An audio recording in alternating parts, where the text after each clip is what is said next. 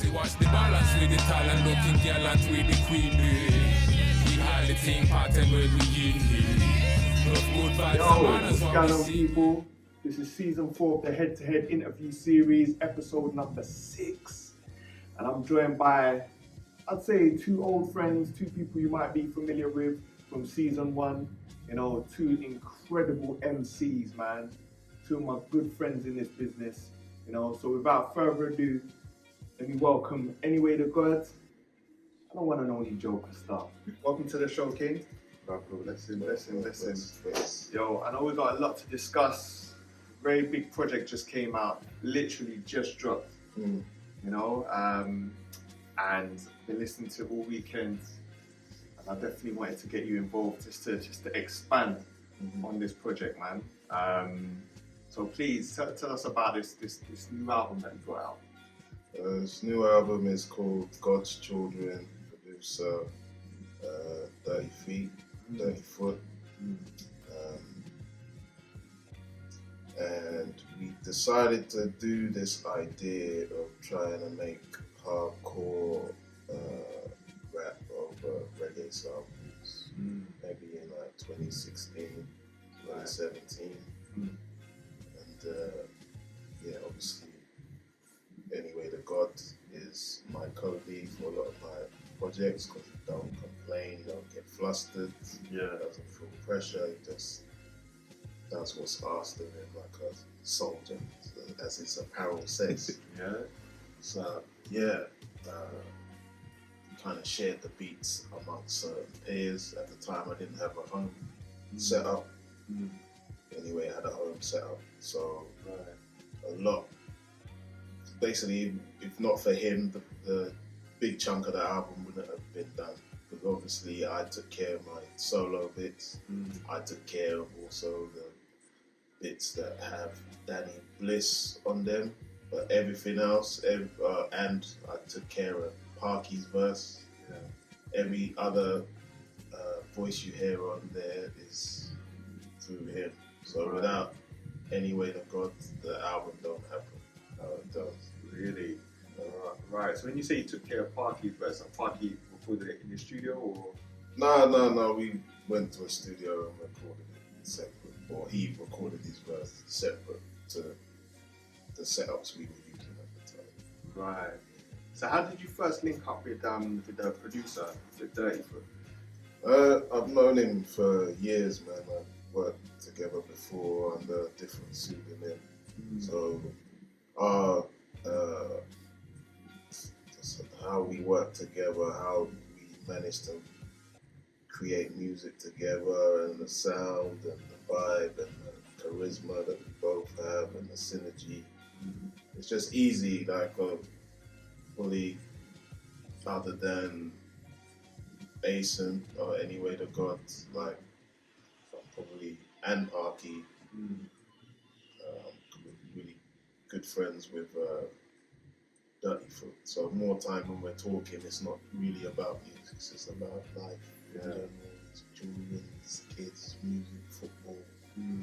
So the working process creatively isn't difficult, you get me? So like when you listen to the project, like nothing sounds out of place. One, because of my timing in the genre, his timing in the genre, and you know, his influence in music and his skill set in terms of like mixing, mastering, knowing the vibe, knowing the sound that it's on. That's why it sounds like a cohesive project, even though vocals were recorded in different places at different times.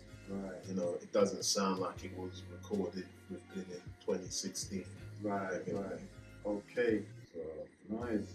So you handled the mixing and the mastering on this? I just did. he just got the the vocals. Engineered, Right. engineered, so mainly recording and just referencing and then. Right. So how important is it to have like a really good chemistry as artists? You know, and obviously you guys are frequent collaborators. So how did that come about, like, to get to this stage? You tell your story and then I'll tell mine. I've heard a a mutual friend of ours, obviously. In Slough, there's a lot of people we know in common. And the early days, my early rap days, kind of when I just kind of started to get into all of this properly. Right. They showed me him, and one of the songs they showed me is called a song called More Booze. Shout out to Daniel now. Yeah. Lord Supermo. Okay. And it was the most different song I've ever heard. Yeah. But it's what he was doing. Right. It just lit my head up. Yeah. And I was like, oh. And then I think it was probably like months later I met him. And kind of one thing led to another. I just, he started to show me his processes, and as a person that was doing it full time then, just a lot of little things I was just soaking up. Right. Just a lot of, vibes and ambience and, and taking instruction and direction from him, so to speak. And Right. he kind of, it took me a while to kind of come out of my shell a bit. Yeah. When we kind of started to do certain things, because I was rapping on things that I wouldn't necessarily normally rap over. Okay. But I was open to it.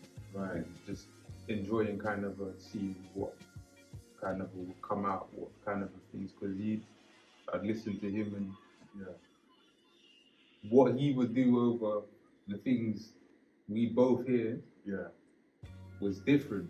Right. And I just understanding the mathematics and that, just these little things that fascinate me. So as somebody that stood out, even Appetite, on his one of the first albums I listened to, there was beats from Appetite, now known as Duffy Book, at the time, and I was a fan of a lot of. It's kind of like the Dilla effect. I was actually told Appetite this the other day. I was a fan. My favorite songs of his songs of Appetite.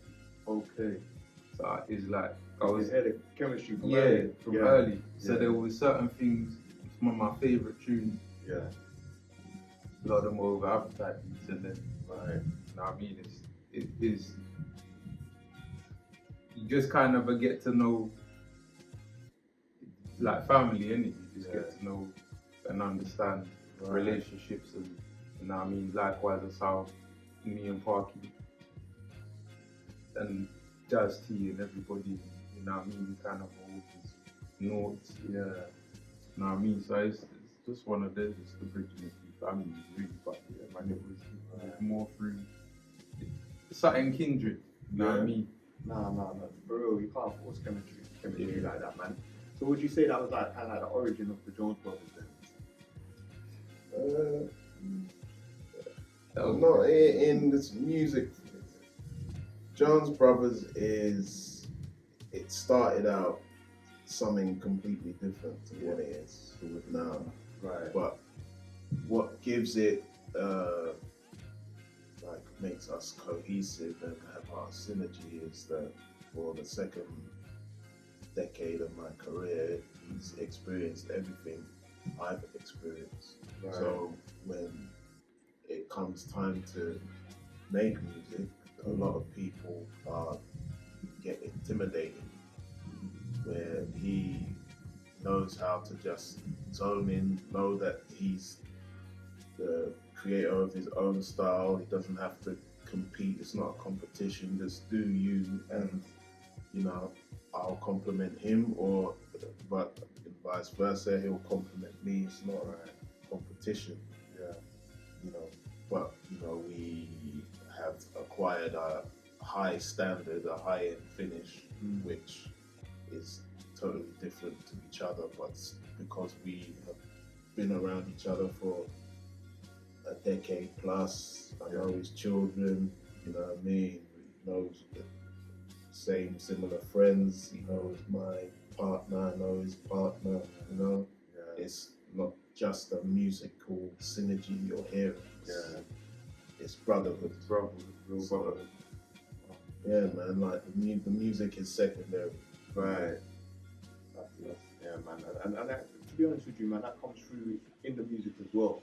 You know, it's not unless when you hear like forced collaborations, and obviously it makes it easy for you to, you know, collaborate regularly. You know. So what was, take me to the concept behind this album? The concept, after me and Dayfoot spoke about it, he sent me the beats through, and then the feel I wanted to give it was the feel of being back in the blues dances in 98, 97, 96, talking about the fashion, what type of content, how people were talking, the references, flipping, the phones I had, you know what I mean, the clothes I was wearing, the slang that was going on, you know, just to make it as authentic as possible as it is to me and the genre, because we're not creating the wheel, but we're creating a spoke, you know. It's I don't think it's been done before the way we did it. Okay, you know, and you can even hear him. He's in the pocket a bit more than me on some of the stuff because that's his. You know, you can hear that he grew up with that in the family. You know what I mean? Right. So. Yeah, that was the whole concept of that was to just, it's a part of like my upbringing, new British UK street culture that I wanted to capture that probably hasn't been captured in that way. Right. In the former hardcore hip hop. There's performers that do that, like K9 is probably the father of that stuff in terms of the UK, because he'll go on stage and the whole performance and he'll rap over the beats and that. You get me? In terms of like the hardcore rap style like that, there isn't no one to take reference from. I think this is the first. And that's what I was going to ask you. What would you say was the musical influences of the album? Or like, did you sit down and listen to specific albums before you created this project? You probably have to. Musically, sonically, you'll probably have to ask that feed that. But you know, I chose the batch from the batch, what I wanted to hear. You get me? So what resonated with me. Right. And a lot of it is probably based in like the funk fusion that was going on around that time, and a lot of the intro and stuff like that.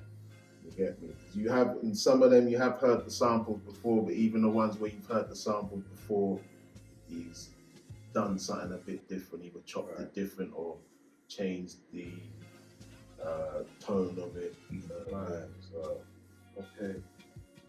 Excuse me. Right. So I noticed that that you seem to be a lot more melodic on this project. Was that intentional or? I kind of deliver different on each project and that. Now, I don't know how much of my albums you've heard, but every album is a distinct style. You get me? Very versatile. So it's reggae music. So it's dub music. So you know, you have to have melodies and you know the cadence and delivery to do it justice, you get me? Right. So I didn't want to do it soft, So even when he's doing his thing, like in the song Distant Lovers, he nails it, you get me? He nails it.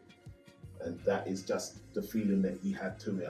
There wasn't no direction or instruction given. Some of them I'd do my verse first and then he does his sprinkles, or I come round and I hear a bunch of verses that he's got, and I'd be like, you know what, this track doesn't need me. You know what, let's try this. I'll do this chorus maybe. Choruses get switched. Right. So is there, because you mentioned that song, right? Is there a particular, and I'm going to ask both of you this question, is there a particular record from the project that really stands out to you for any particular reason? You go first. And then you answer that as well, man. Yeah. Everyone is different. Because I started talking, I might as well finish. For me, it's tight between Balance and Distant Lovers. Okay. As singles, Right. as like, you know, paying homage to dub music and then paying homage to lovers rock music.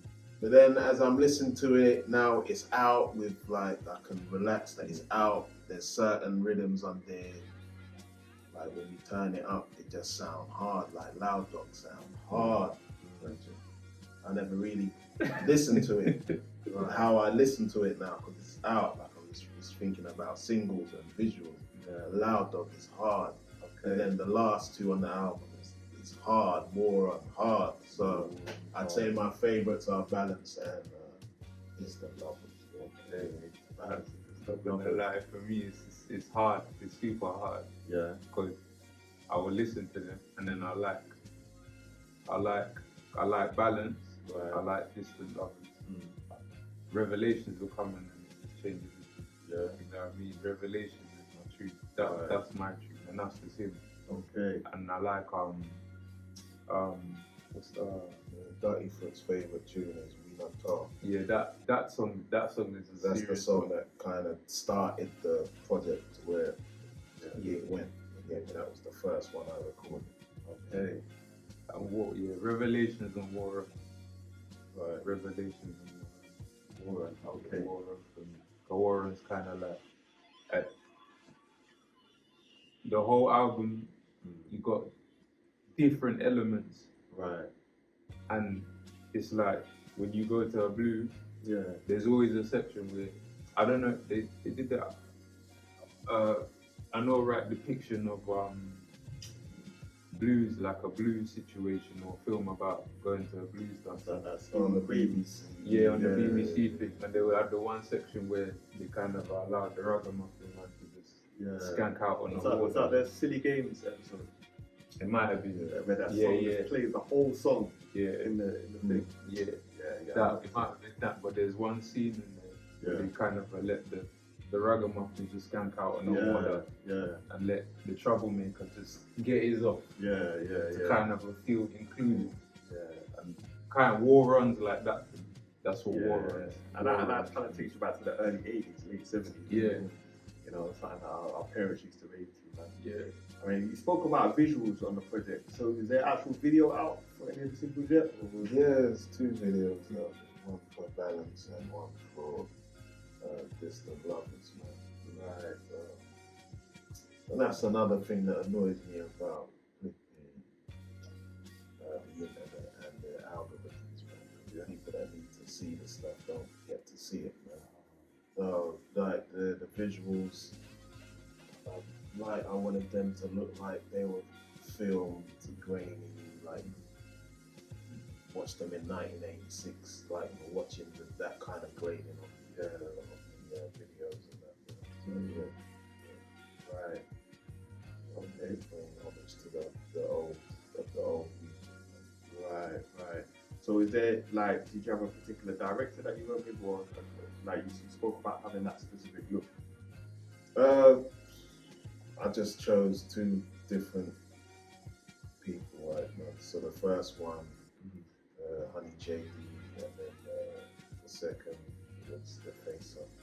And for both songs, they did a pretty good depiction of what to match the visuals with the songs and that.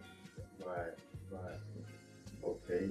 So is it anything from the actual the visuals that you put out?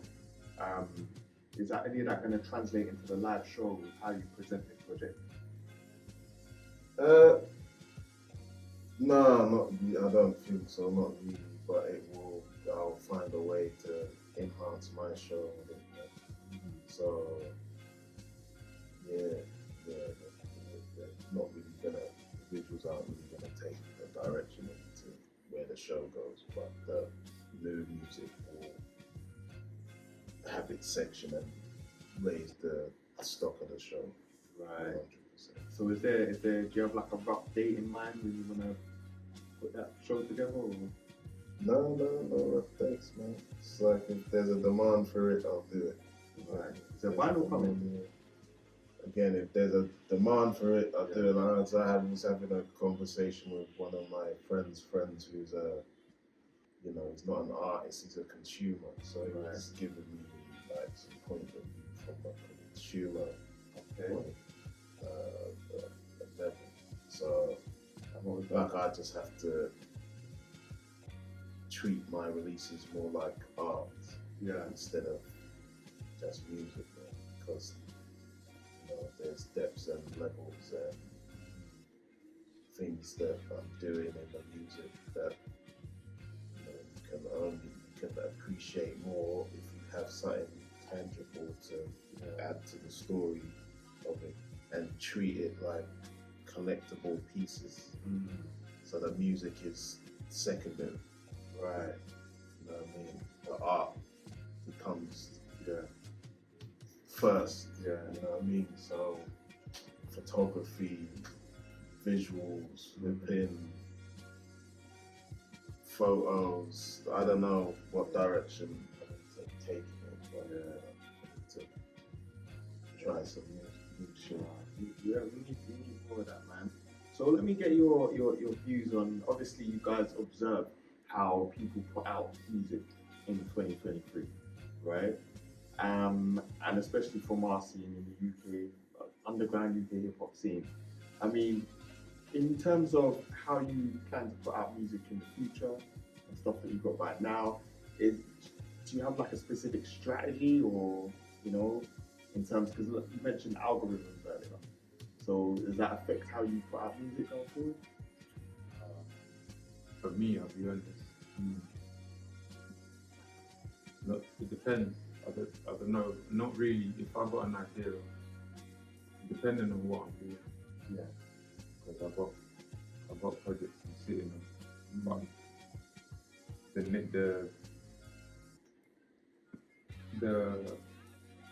what the projects entail, depending on what the theme of the projects are, what they entail, will dictate how I'm going to decide to put it out. What manner and in what way. I mean, some of them I might just put out. Some of them I might just slowly put out. Don't really preaching whatever. But ultimately, you dictate. I might do things to dictate what you trying to do, like what you did with this one. Attaching visuals, with, trying to do the visuals, right? And also, if we could afford to do it like that as well. But no, not necessarily. Like, I'll be honest, I don't really. It's something I'm open to learning other ways, because as frequent as the music keeps coming out, is as frequent as the way things are coming out and changing. Okay, what was that question to you? For me, like just analysing the numbers for this one, they make no sense whatsoever. No sense whatsoever. So I have no idea, man, because one thing has like almost 4,000 plays and 1,700 unique listeners, but on that platform it's only sold 2 albums and a few downloads. So something ain't converted somewhere. Right. Sometimes algorithms for all these things, it's just like it shouldn't be like if I want a group of people to see stuff, I should just be able to push the button for my followers for them all to see. I shouldn't have to be spending extra dough on maybe converting something to a group of people over here or a group of people over here, Facebook or YouTube or Spotify advertisements or it don't make sense at the minute, because people can have X amount of followers, X amount of plays on these streaming websites, but it's not transitioning into reality. Like they can't pack out shows, they can't perform. You know. So for me, it's I don't know. I just have to maybe do what I said earlier and not focus on how the industry standard and just do create an artistic standard. I guess like how Rock Marciano and them guys do it. Like they don't even bother with the digital side of it. They just have their website. You want it, go to my website, download it from the website, or buy it from the website. So real talk, man. And you know, I think to me they kind of got the model on lock, you know, because I've noticed speaking to a lot of our peers, you know, it's quite disheartening when you put so much time and effort into perfecting a body of work, but then finding out that it's even more frustrating in trying to get that out to the masses, you know. And I'll be honest, for me, and I think this has just always been my mindset from before I met or got into this. It's not something I necessarily pay attention to too tough, in the sense of, like, I think because everything can cycle, some things are out there you don't know about until it's time to, and sometimes it's just stuff that's been out there. But like for me, if I can get treated like however, whether it be like art or whatever, but I'm satisfied with what I've got, and I put it out there. I don't care if one person hears it, you know what I mean? Eventually more will when it's time to. Because sometimes, you know, you get, there's a lot of songs, there's a lot of things, there's things I've EPs done, that I just know people are not necessarily, that I don't think the time, just the situation currently is fitting, is ready to take certain information. But when the time is, people, I think people will catch on. And there's so many examples where I think even in UK hip hop, things like that have happened. Now people will go back and you'll hear something today, and then you might hear something 10 years ago that sounds exactly like. And then people, you know what I mean? It's like the Missy Elliott effect. When she came and did the performance on stage with Beyonce or whatnot. And it's like people rediscovered Missy Elliott, you know what I mean? It's just like things like that, you know what I mean? But there's people paying attention. So there's always people paying attention. I think that it's disheartening for me when you start to learn about the industry. It kind of becomes a focus, and it can take away from the art. And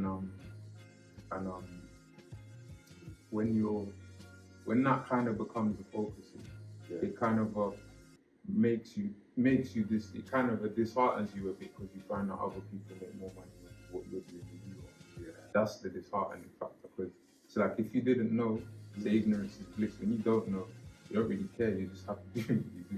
You know what I mean? But then, you know, things are supposed to progress. So, you know, you should make money from your art. But, you know, it's just as much as the genius it took to make the music, you should create genius to make money for yourself with it. Because it's now, you now have a product to sell. I mean, you don't have to be restricted to these platforms. It's like how them man, the model that they've got is very simple. Just creating a website and making everybody happy if you want it. You know what I mean? Of course. I mean, 100 vinyl for £200. I mean, 100 vinyl for £20. You know what I mean? It's a no-brainer. I mean, and you just keep reinvesting. It's very easy to come up with economic models for yourself, especially if you're with anything. To keep the thing for yourself. You don't even necessarily need to pay attention. The thing's paying for itself. You know, and that's right. So I think these things are easy, and I think really and truly we just got to create. We have to be industrious ourselves, because we are the industry. The industry is not separate to us. So it's about putting money in your pocket. You know what I mean? Coming on your show. You know what I mean? And spreading awareness that way, you know, and constantly keeping the link. Because I saw Blade yesterday. It's like all the artists say, where's the fun? So it's like, you know, and all of us have got family members. My family might not like my music, but they'll like this. I'm saying, they might not like this music, but they'll like yours. Right. You know what I mean? Everybody's doing something. Not everybody does the same thing. Not all of our styles are the same. There's an industry in itself. The industry makes money off of the industry of the individuals involved, and he's a walking industry. This man's not only musically talented, he's curated shows. You know what I mean? He knows he has a wealth of information. You same, like I found out what we just found out. You teaching certain people. You got a wealth of information. I mean, the industriousness of self. We're not broke people. We just think we are. Right. That's the truth right there, man. You wanna expand on any of that?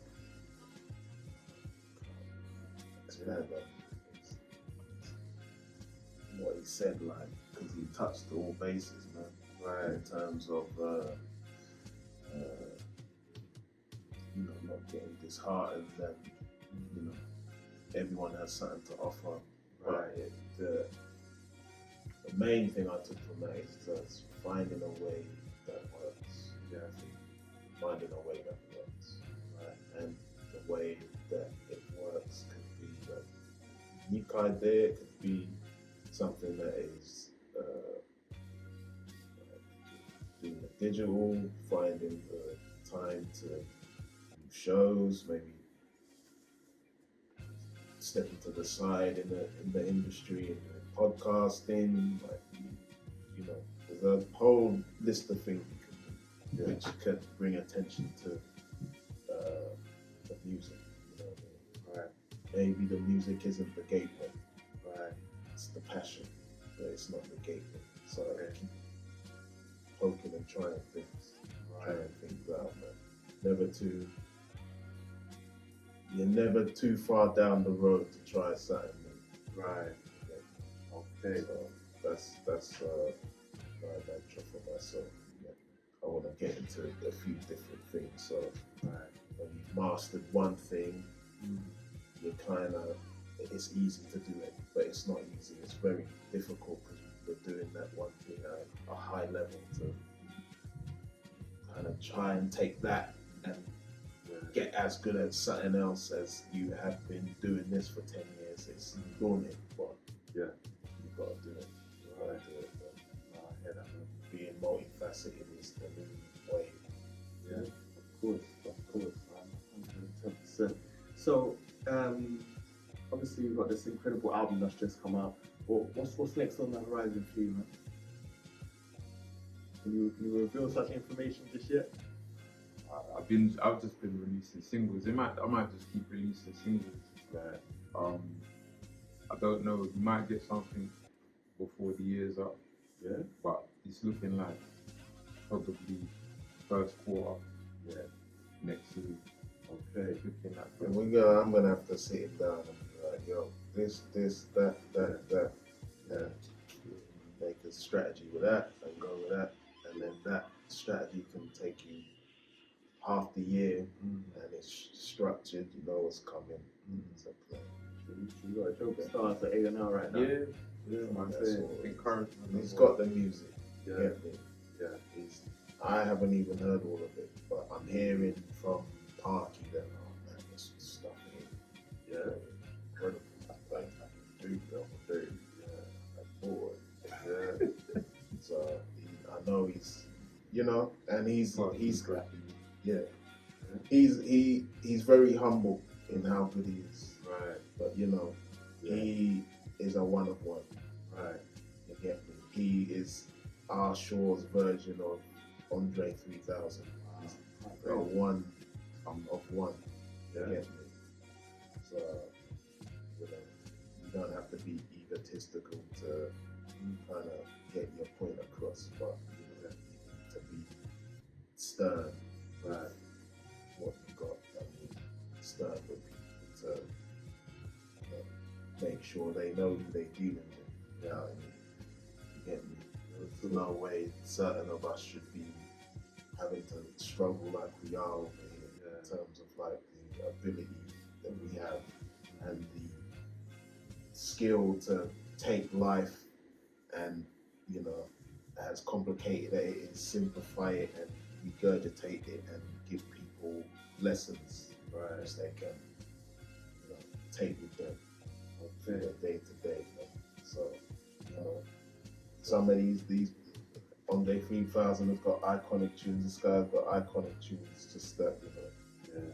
You've got to get it out there. Yeah, the reach is small, but it doesn't make it less iconic. Right. Fully hear that. Fully hear So, that. yeah, next Anyway Tha God album, you're gonna support that. Yeah? Of course. Likewise, man. Listen, Yeah, buy Gawds Children, man. Yeah. Buy it. Out now, man. Support that, stream it, download it. Trust me, it's an incredible project, man. And yeah, I want to take this time to thank you both Yeah, for man. coming through and Good, bro. thank you.